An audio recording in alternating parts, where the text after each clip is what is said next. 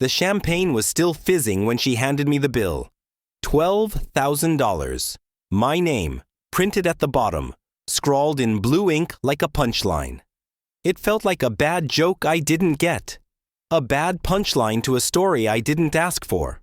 Her lipstick was flawless when she leaned in and whispered, soft but cutting, like a surgeon's scalpel. "You're boring. I want a divorce." Then she laughed, tossed her hair like the line was rehearsed. A performance I wasn't even meant to be a part of. "My boyfriend is driving me home." Her father didn't even blink. He just sipped his scotch and muttered under his breath, without a hint of empathy, "You were just a sponsor." Always been. I stood there, silent, staring at the bill. The final transaction, and just like that, I became invisible. A shadow in their world, the man who paid for their view, their Wagyu sliders, their laughter that echoed against glass and sky. It wasn't my world. Not anymore. I walked out without a word, as though I had never existed. No one noticed. No one cared. Not even her. An hour later, they called me. In a panic. I should have known then that it wasn't over. Not yet. I met Hannah at a gallery opening. She was all sharp angles, dressed in a way that commanded attention, but I should have known better than to fall for her. She was just like everyone else in her world, surface level and calculated. But when you fall, you don't look for the floor. You just let gravity take you. 2 years later, we were married. It was the kind of whirlwind that felt like a dream, the kind where you believe that maybe this time, things will be different. I brought stability to the table. She brought chaos. At first, I thought it was balance. I built my tech consultancy from a studio apartment, working around the clock with sleepless nights and relentless ambition. I gave my all to make something of myself. She brought in the clients, the connections from her glittering family that dripped with influence. Her connections were her currency. Her family wore power like perfume. You could smell it before they even entered the room. Her father liked to call me the safe bet. He said it like a compliment, but there was always a sharp edge to it, almost as if he was reminding me of my place. His place. Our place. It was never my place. The deeper I invested, the more I started to see the cracks. She stopped asking about my day. Her phone was always face down, and her smiles never reached her eyes. Family dinners became nothing more than a facade. They laughed at things I wasn't even included in. I wasn't part of their inside jokes. I wasn't invited to their little world. I tried to justify it, told myself it was stress. A phase. That we all play roles in public. Maybe I was just overthinking things. I wanted to believe in the dream, in the narrative we were telling everyone. But then came her 34th birthday. It was supposed to be a celebration, a rooftop bar in a venue I didn't pick, full of people I didn't know. And the tab? The bill had my name on it, as did the humiliation. I had no idea what this night would become, but as the hours passed, as the laughter around me became louder and more drunken, I felt the familiar weight of being out of place. 3 weeks before the party, I stumbled upon the burner phone. It was tucked away in the glove compartment of her Tesla.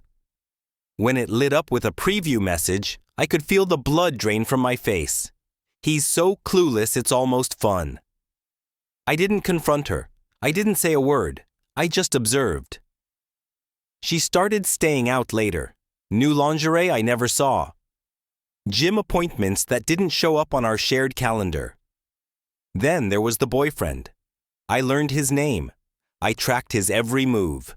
I memorized his license plate, knew where he worked, knew his ex-girlfriend's name, even the debt collectors that called his office line. I felt like I was chasing shadows, but I couldn't stop. The more I learned, the clearer it became that this was not a marriage. But more than anything, I realized how disposable I was in their little theater. So I stopped being the audience, and I started writing the next act. First, I went silent. Silence is a weapon, and I knew how to wield it. I met with my lawyer, Told her everything, all of it. I transferred my personal accounts, froze the joint ones, liquidated stocks before she had a chance to notice. She had never bothered to read a financial statement in her life. I checked the prenup. She thought it was ironclad. Thought she was untouchable. It was until adultery came into play. Clause 4. Paragraph 3. Clear as day, I placed a tracker in her car. Not because I needed to know where she was, but because I needed timestamps. I needed the proof. Then I made connections. One of the waiters from the rooftop bar? I paid off his student loans for a signed statement about what he saw that night. Her hand on the boyfriend's thigh. The photos helped. I hired a private investigator. 8 days, hotel receipts, dinner tabs, her holding hands with him in public, like she was begging to be caught. Through it all, I smiled. I didn't react. Not yet. I let the storm rage, knowing I was the one in control. The last piece was the party.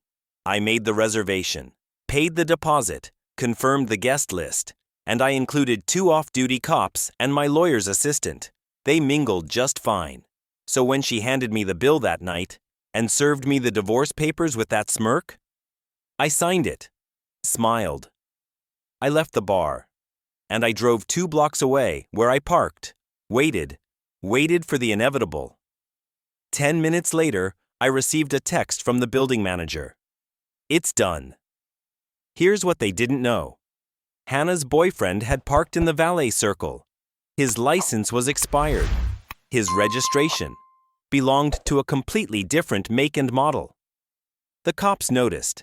They also noticed the faint scent of weed in the car, the open bottle in the passenger seat. They took him in. She tried to sweet-talk her way out of it, of course, but there's nothing sexy about a police report. The family scrambled. Her father called me, barking demands as if I were still on their payroll. But the accounts were locked. The house, in my name.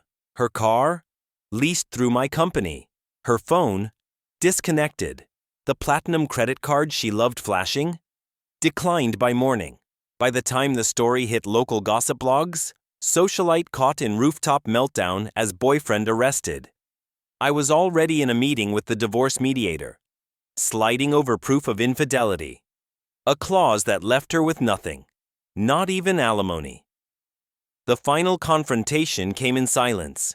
She showed up at my office 2 days later. Mascara smeared, heels in hand. She said my name, but it felt like a whisper from the past. I didn't look up from my laptop.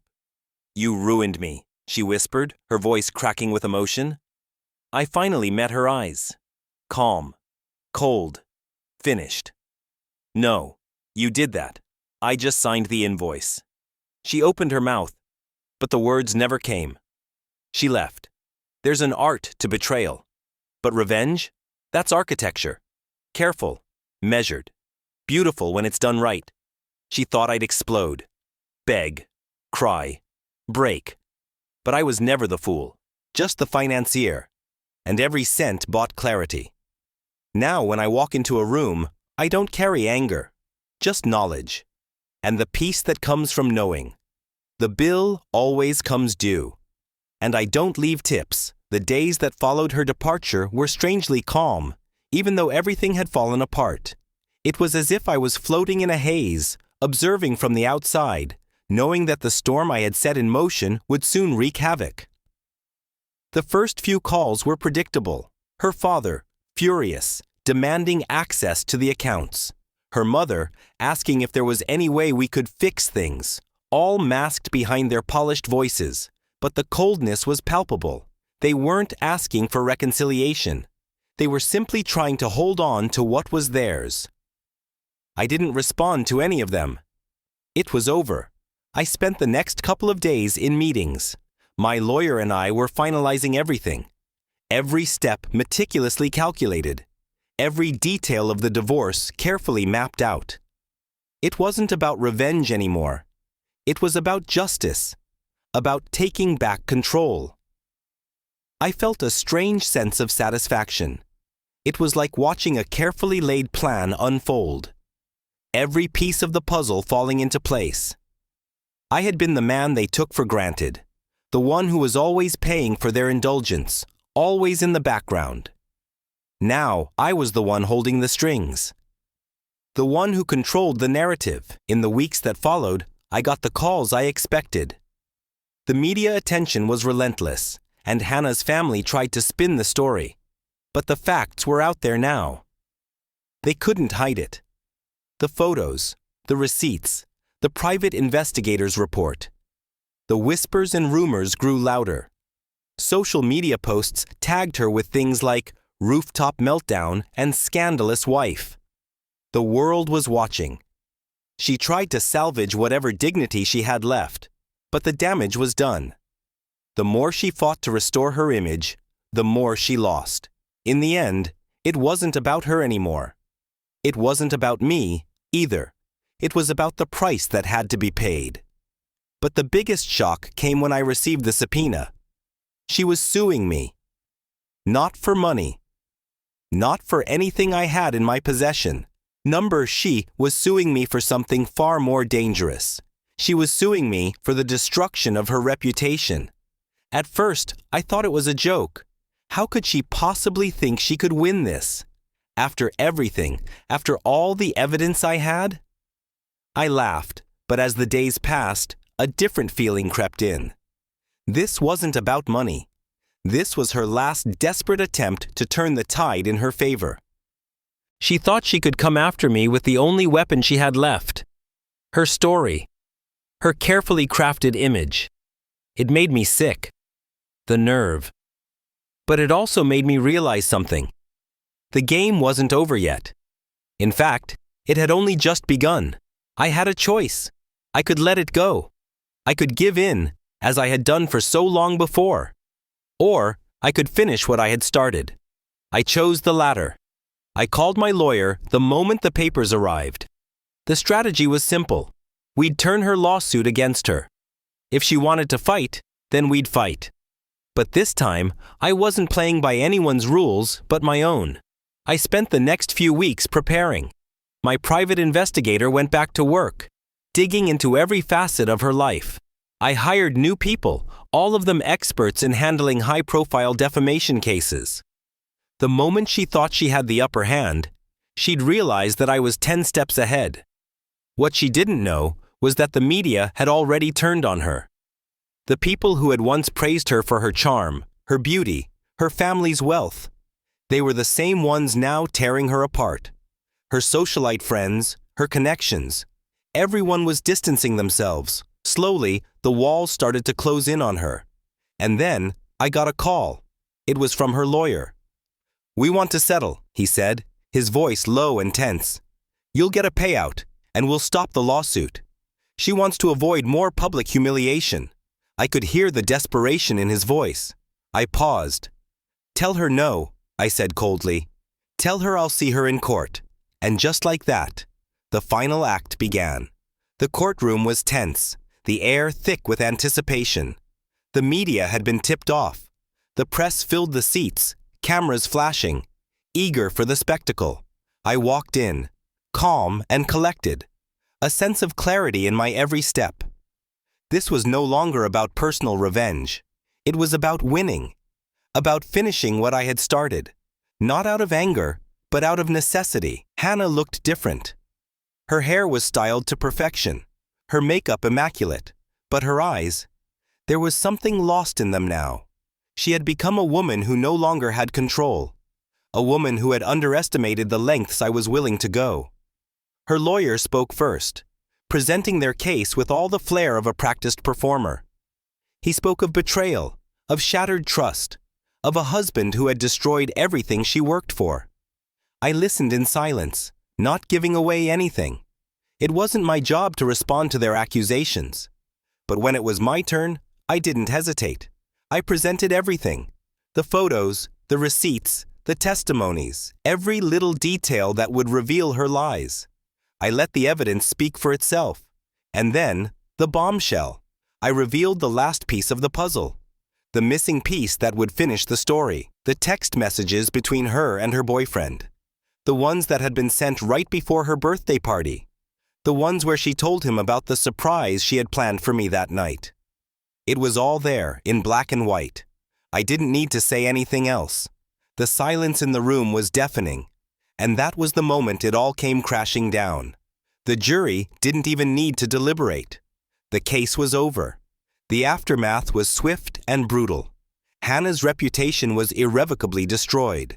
She became the punchline of every joke, the subject of every rumor. The socialites who had once adored her now mocked her behind closed doors. Her father's calls grew desperate. He begged me to reconsider, to settle this quietly. But I had made my choice long ago. As for me, I walked away, not with anger, but with something far more valuable: my peace. I had won. The divorce was finalized soon after, with all the terms in my favor. She was left with nothing.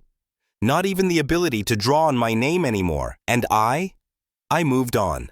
There is a saying that revenge is a dish best served cold. But in my case, it wasn't cold. It was calculated.